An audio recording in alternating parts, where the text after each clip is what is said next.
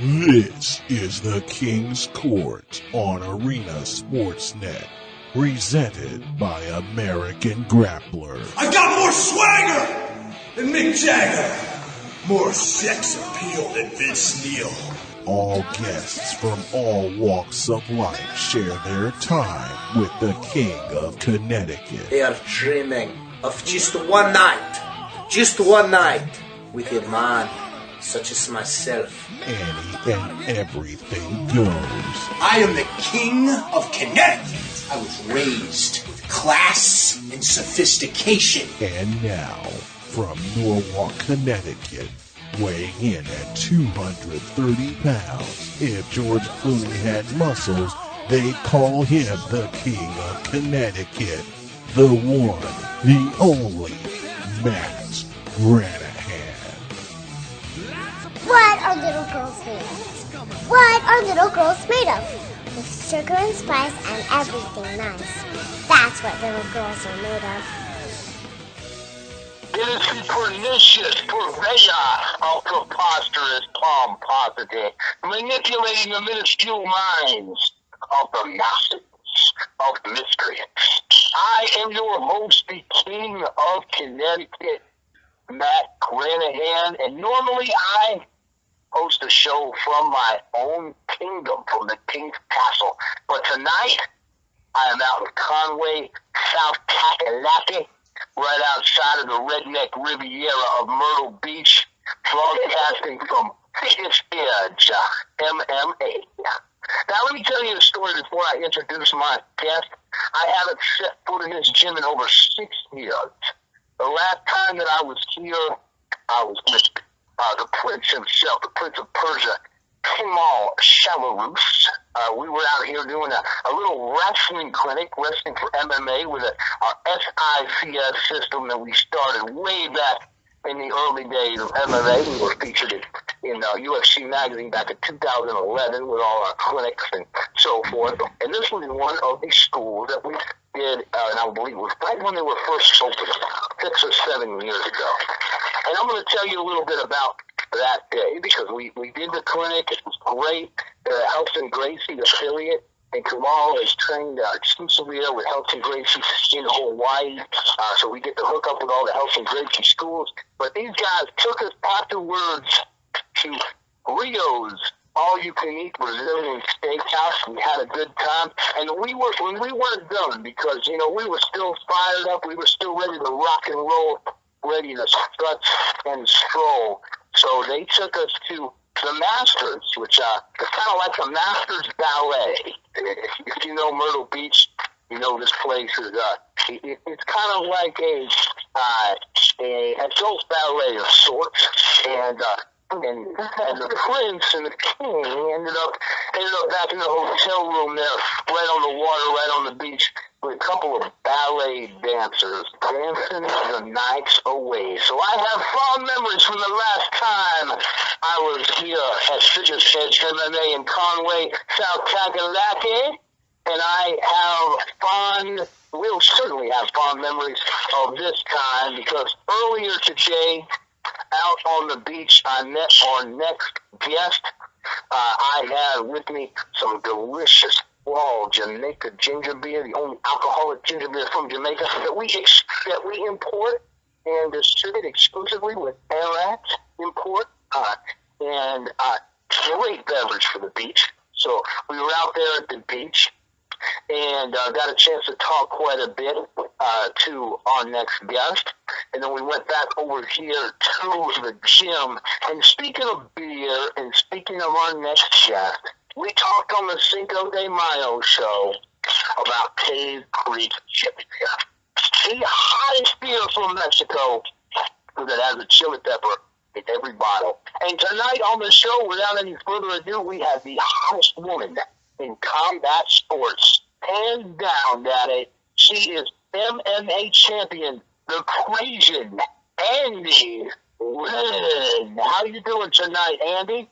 I'm doing great. How are you? I'm doing wonderful. It's great to be back here at old Fitness Edge MMA. Yeah, thanks.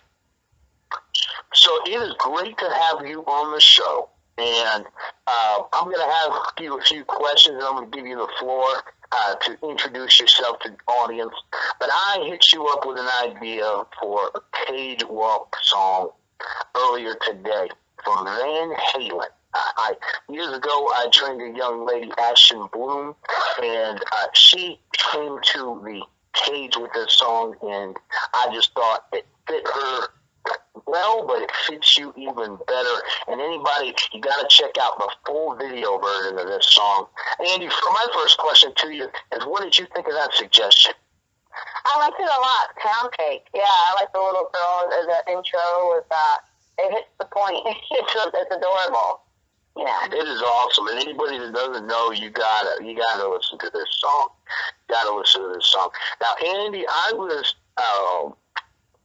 this was basically set up by, and I've got to give him all the credit in the world, Coach Matt Perkle from Carolina Combat Club in Greenwood, South Carolina. We just finished some great clinics there. I had the B7 in town doing some clinics last week. We had some great clinics out there, and Matt Perkle is a great man. I mean, he is a jack of all trades. I mean, he is a brewer. He makes his own beer. He actually just set me up with a new brewery in Greenville, South Carolina, named after Shoeless Joe Jackson, called Shoeless Brewery, actually tied in with the Shoeless Joe Jackson Museum, who was from Greenville. And he runs a hunting club. I mean, this guy, he makes his own wine.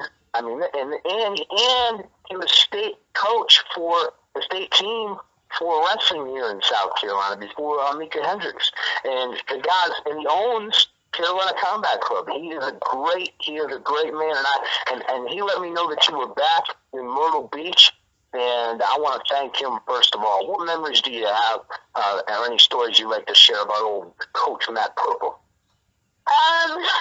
Okay, I walked in there with Jeremy Joel, which is your friend from Ohio, and yeah, the drunken monkey. Yeah, and I think it was an amateur bout. I was fighting at 145 pounds, and the girl was a Muay Thai fighter.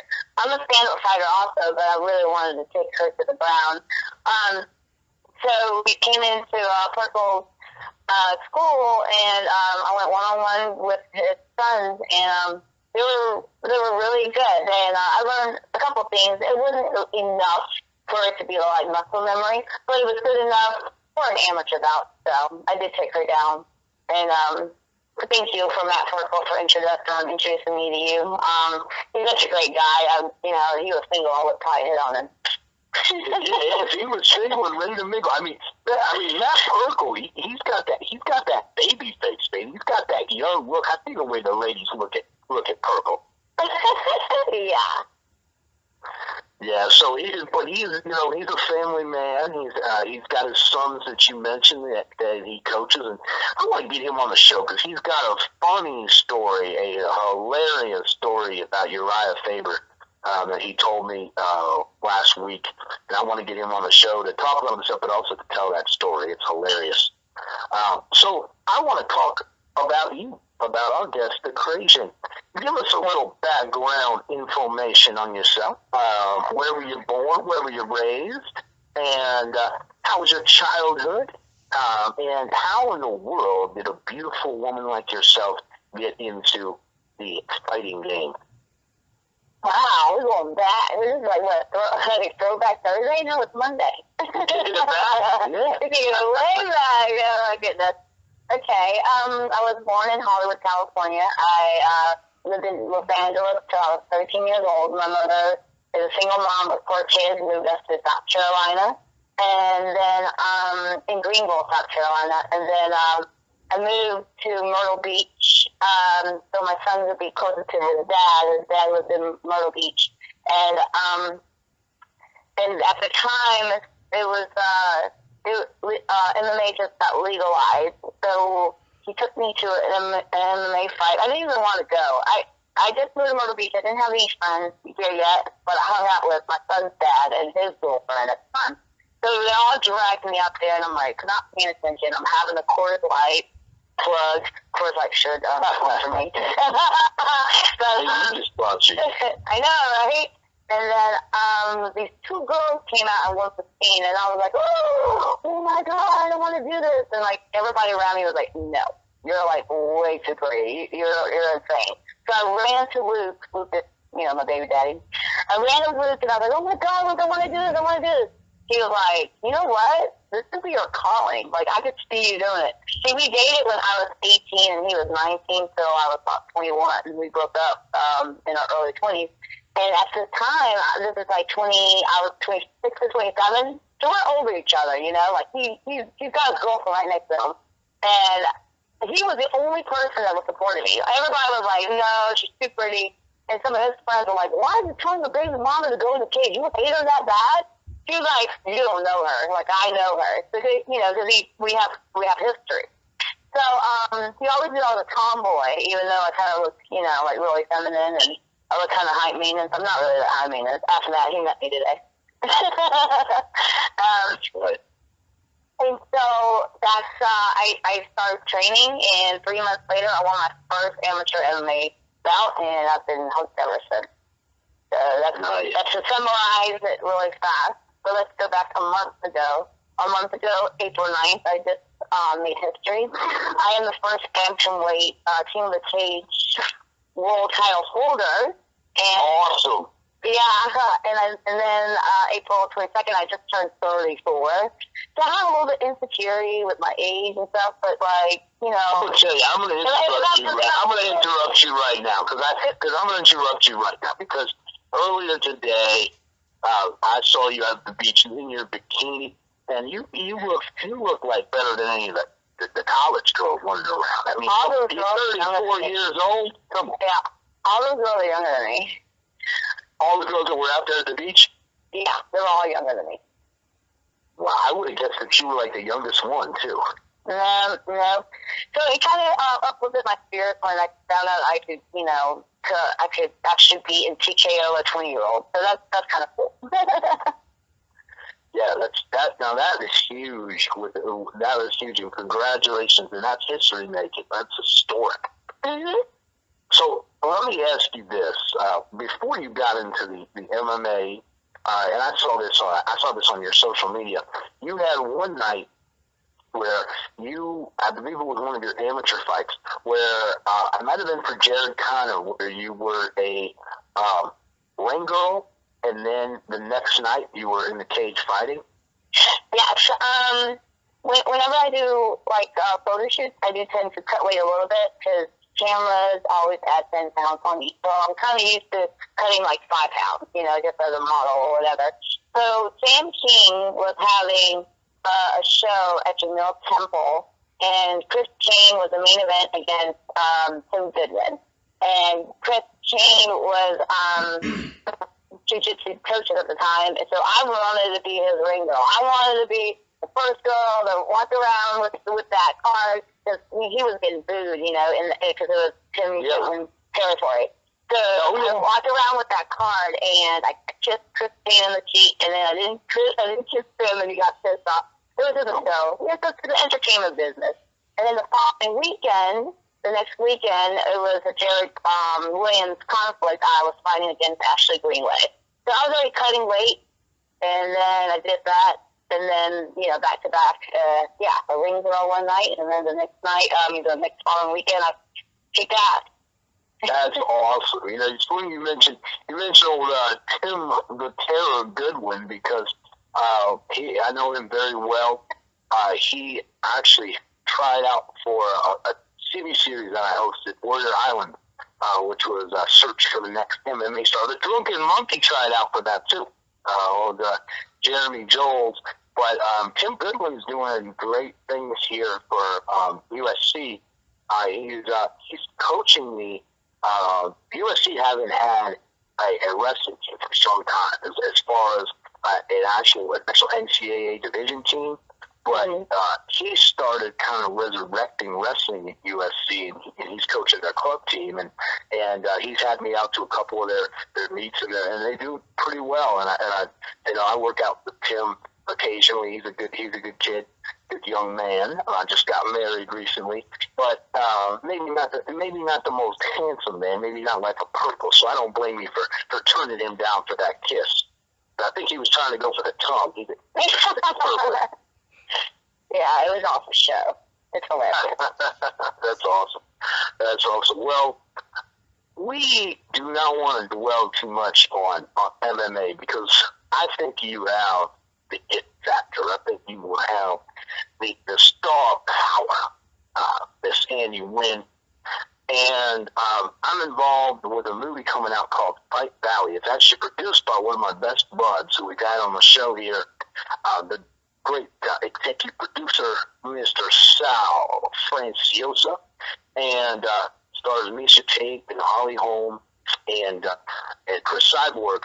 And they're going to be beginning filming of the sequel. And I'm telling you, I have been singing your praises to Sal Franciosa. And when I sent that picture, there's a picture of you, and I posted it when we announced that you were going to be an upcoming guest, where you had a black eye after one of your fights, and everybody's saying, "My God, she is so beautiful." So even with a black eye, you look drop dead gorgeous. And Sal, thank you. oh, you are welcome. And when Sal saw you, Sal being, I've got that Italian blood too. We are Italian-blooded men. We see you beautiful, and we just can't control ourselves. We do compliment. Because we can't control ourselves. Not like some of these southern folks down here. They don't know how to treat a woman. So when Big Sal saw you, he said, I got to get her in the movie. Got to audition her. He wants to meet you. So we are going to make that happen, and I'm going to push to get you not just a little bitty role, but get you a big role in Fight Valley 2. I play a corrupt promoter of all things in the movie, and you can just kind of use your imagination. A woman's fight movie and a corrupt promoter. What might that promoter be seeking? You can just kind of use your imagination for that. But I really want to get you and Big Sal together and get you in that movie. Have you ever done any acting? I did a little bit, just a little bit though, and it went to like the theaters one time, and it was like one of those low budget films. It was not porn. No, it wasn't porn. That's okay. I wouldn't fault you for that, Andy. I would get up on there on Google and try to find it. But talk about that experience, though, because you said it got to the big screen. What was that experience? I wasn't in town for the red carpet big screen, in the movie theater in Greenville. So I don't know how it went. I didn't get to see it. But it was more like we were all like high school kids, and we were all going to the woods and camp out, and there was some killer. It's retarded, really. Wait, was this that? Wait, I think I know the movie you're talking about. Wow, was this that movie? God, I couldn't stand that movie, but not because you were in it. But man, I'm trying to think of the name. I can't even think of the name now. When they go out there with the camera in the woods. Yeah. You were in that one. Is it the one I'm thinking of, Andy? I don't know. There's so many movies with kids going in the woods. I don't know. I hope not. The Blair Witch Project? Is it the Blair Witch Project? No, it's probably just as bad. Okay, well that's what I was thinking when you said that. No, it wasn't the Blair Witch. No.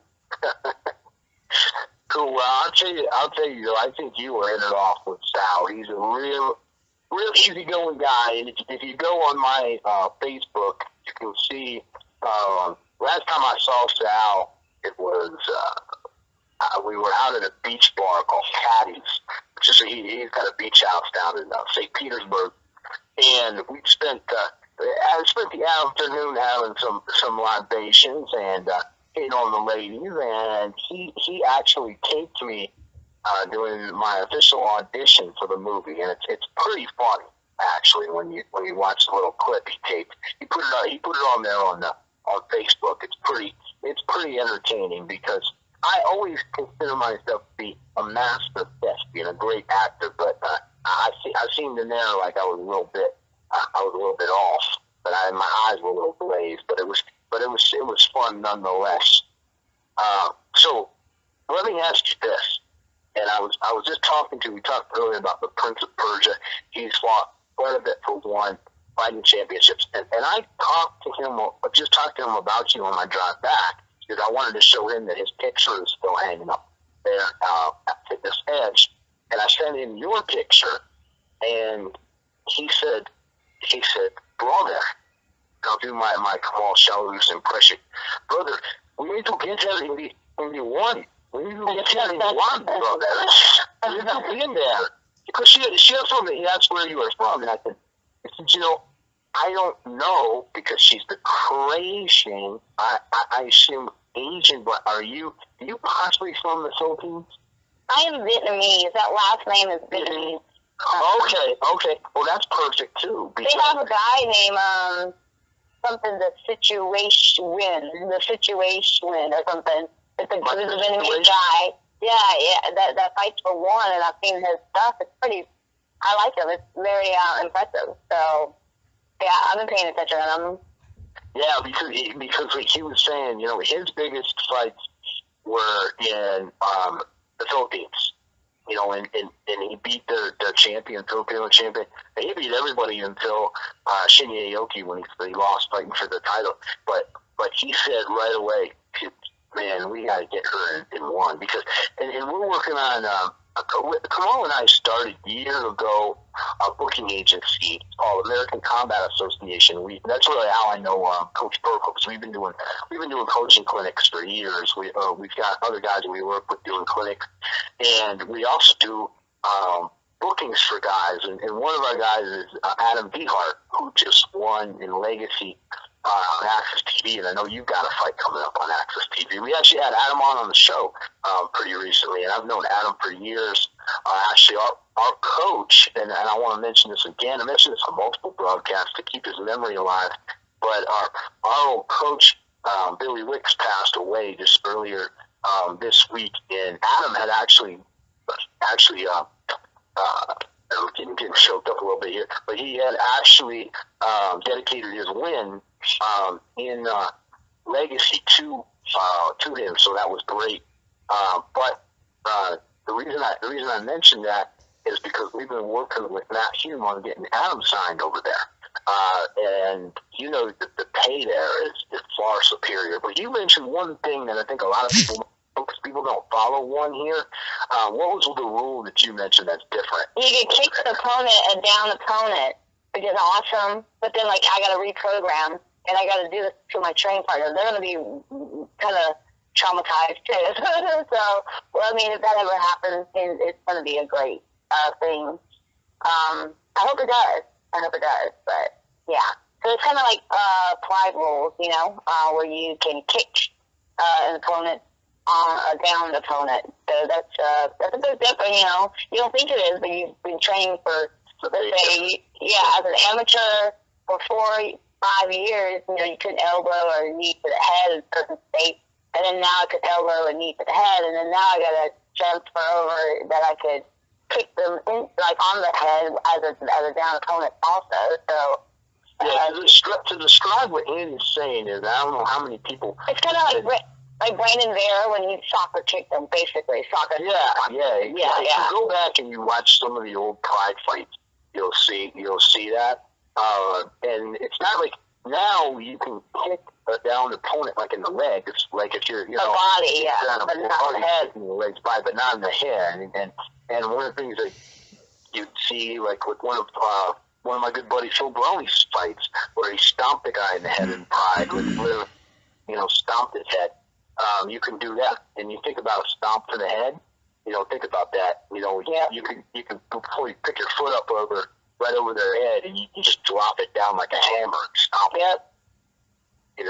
So it is a big difference, and I don't think anyone should ever. I think there should be a rule, man. I hate if I found sexist, I apologize. I'm kind of an old man, but I think there should be a rule that no one should be able to touch your beautiful face when they fight you. Oh, you're so sweet, honey. It's okay. See, you met me, so I got a flat nose, like I've been touched before, and it's not going to break. It's not going anywhere. So thank God for me being Asian. It's just not going anywhere. But My sister has that, like, you know, like an American white person does, and that shit will break. So, yeah. Yeah, well, you know, that's a good point. That's a good point. That does make a difference. I didn't even think about that. Yeah. So we talked a little bit. I want to talk a little bit about this. You were saying when we were at the beach, we talked about something everybody's talking about, which is I thought was an awesome fight. When Misha Tate beat Holly Holm, was kind of a surprise for people. With a great finish, real exciting fight, real exciting and surprising finish. But you were talking a little bit about your take on Ronda Rousey. Why don't you mention that now? Oh, well, you know, I think that Ronda Rousey has the world, like, on her hands, and she, you know, she always had to be, or felt like she had to be perfect. You know, she was undefeated as an amateur. She was undefeated as a pro until Holly Holm stepped in the cage. And I just don't think mentally she's prepared for that. Some people, I just don't think so. And if she does, only she's beaten Misha more than once. And, you know, and things happen for a reason. I actually met Misha Tate at Kansas City at an Invicta fight, and she was pissed off that Holly Holm got the chance to beat, to fight Ronda Rousey before her when she was the number one contender. But she, you know, God works in mysterious ways, because Misha Tate probably couldn't have beat, you know, Ronda Rousey, and then she did beat Holly Holm. She was there at their fight, so she knows how to counter that left. I don't think Ronda Rousey trained like she was supposed to, like, you know, sparring with a southpaw person.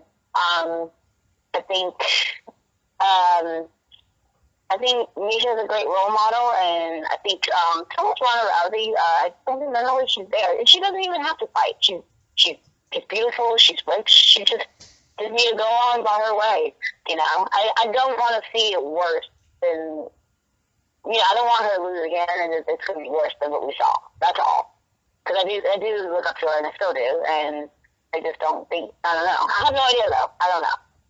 Well, yeah, I mean, I think that's a great analysis, Andy, because we had Misha and her mom on the show. She's in the movie in the Fight Valley. She actually plays the main character. And I mentioned something and they agreed without saying too much. Was years ago when I did my book with Eric Paulson, Gene LaBelle wrote one of the forts, and Gene LaBelle always comes to the cage with Ronda Rousey. And I want to say, you know, Gene LaBelle over the years, I've learned a ton from, not just on the mat, but off the mat. I mean, he's talked to me for hours. Anytime, you know, I'd ever called him, I called him when Roddy Piper died, because he was really close to Roddy Piper last summer, and talked to him for over an hour. And he is a great, great man. So I don't want this to be in any way a slight, but when I was out there at Hyastan, which was, so people may not know Hyastan, that's Bill Gorsevici and Gene LaBelle's gym out there. And it's years ago, but it was when Ronda Rousey was young, and I never knew who she was, or that she was going to be, you know, famous or even fight, because at that time it was mainly just judo. But at that time, I got the impression in the brief time I saw her that she was very, want to say, you know, spoiled. Yeah. And that's the impression. You know, I got in later, Kamal Shahid trained with her quite a bit, and they kind of had a falling out over some stuff, and kind of had that same kind of impression. And I would say that in a bad way, but maybe that she always felt like she was like a chosen one, you know, with her mom and everything. A lot of people may not know her mom was an Olympian in judo. Yeah, I knew that. Not a lot of people know. Yeah, so I mean, that's kind of like, you know, that was kind of impression that I got. And you know, I mean, I think she also had that skyrocket to stardom, you know, where everybody was getting in her personal business and everything, which I don't like to see.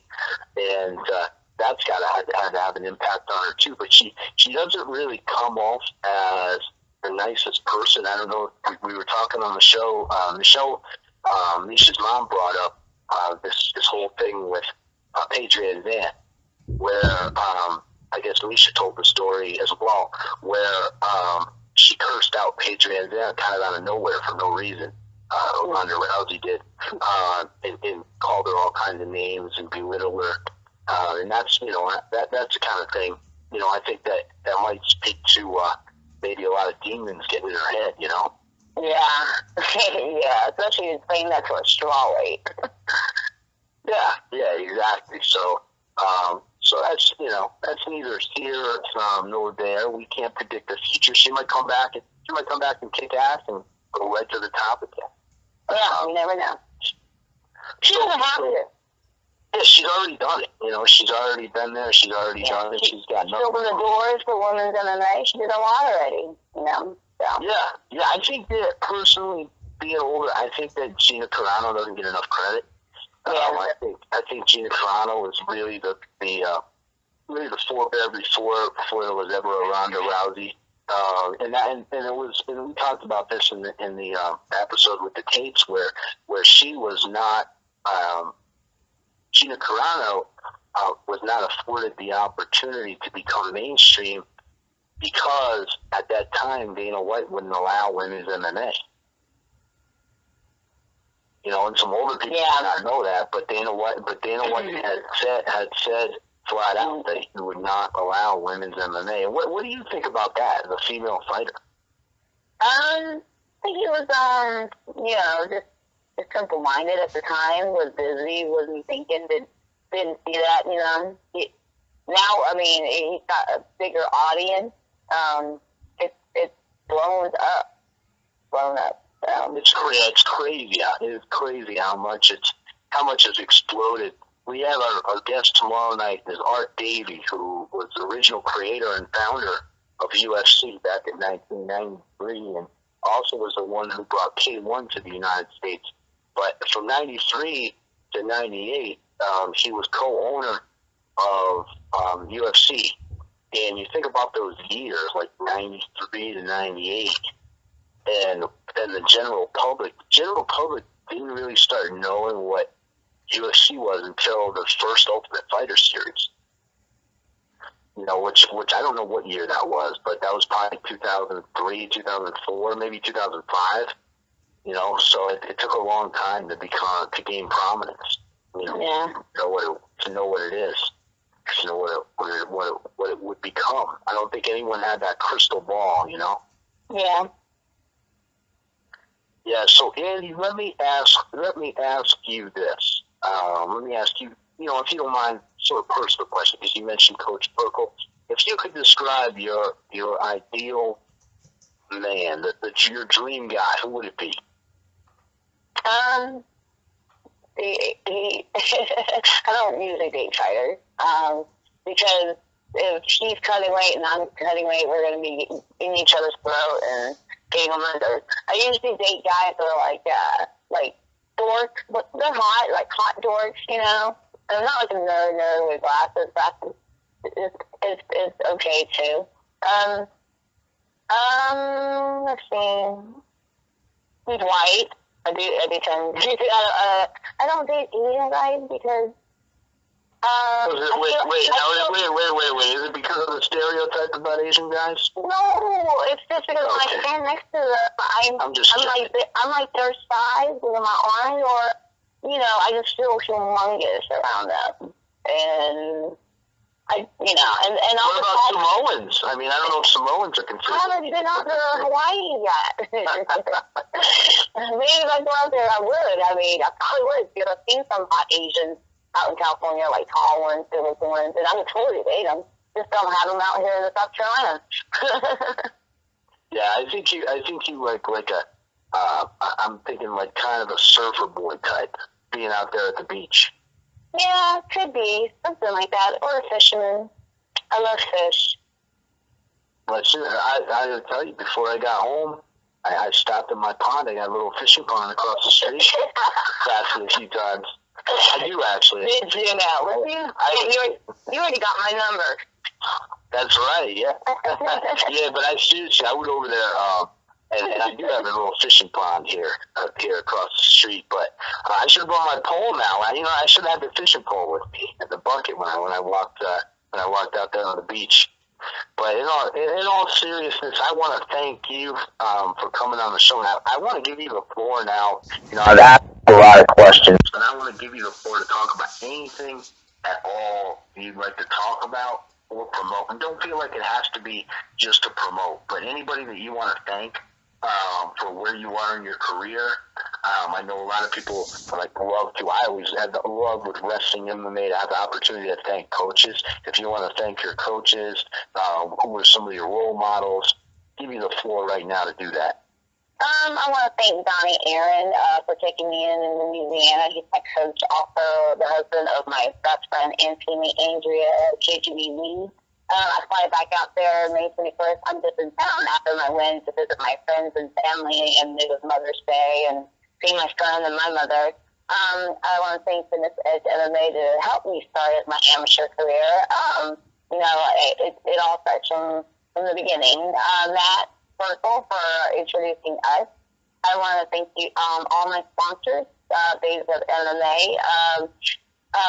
Paul Hedrick Furniture Company, and everybody that's supported me, and even the haters, because I need you guys too. So thank you for having me on the show. Well, good question. You must have a lot of haters, because it is something that, women get so catty. Not all women, but a lot of women get so damn catty. And being such a beautiful woman, but also being so empowered to go out and train as you do and fight, you must have a line miles long of haters. I just think that's awesome. Yeah. But that's what they say, is that as long as they're paying attention, and the reason that they hate is always based on jealousy, of course.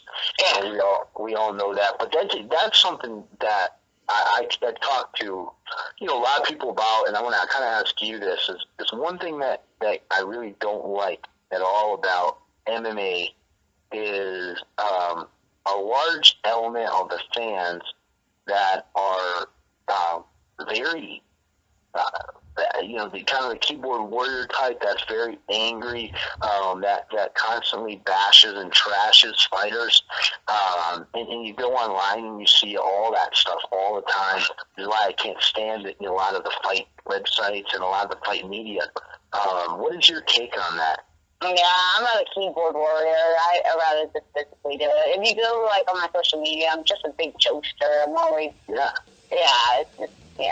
it's just That's the way to be. That is the way to be. Now, I'm going to leave you. There's a joke that we always tell at the end of this show. I want to leave you with this joke, and it might take you a second to. It always takes people a while to figure this joke out, but this is the new joke that's been going around. What's 225 pounds, dashingly handsome, and disappears in an instant?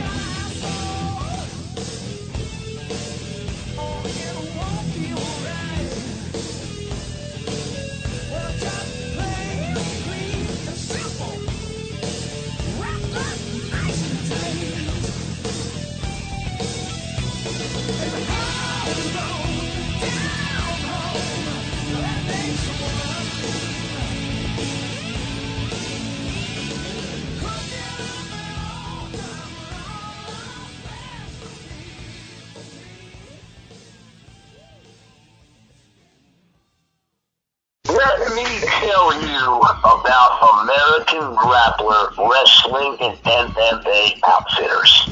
American Grappler makes shirts that honor the American wrestling and combat sports tradition unlike any other brand on the market today. And I'm going to tell you a little personal story. American Grappler just did a tribute shirt to my coach, my mentor, one of my best friends, the legendary Billy Wicks, who just passed on, and all of the profits of this shirt are going to Billy Wicks' family. That's what kind of a brand this is. They are not just an advertiser on the King Sport. They are not just an advertiser on the Arena Sports Network. They have become family. And let me tell you something else about American Grappler. Their shirts are of the finest quality. I've been training in these shirts and wearing them proudly for years. Support American wrestling heritage. Go to AmericanGrappler.us today. You'll be happy you did.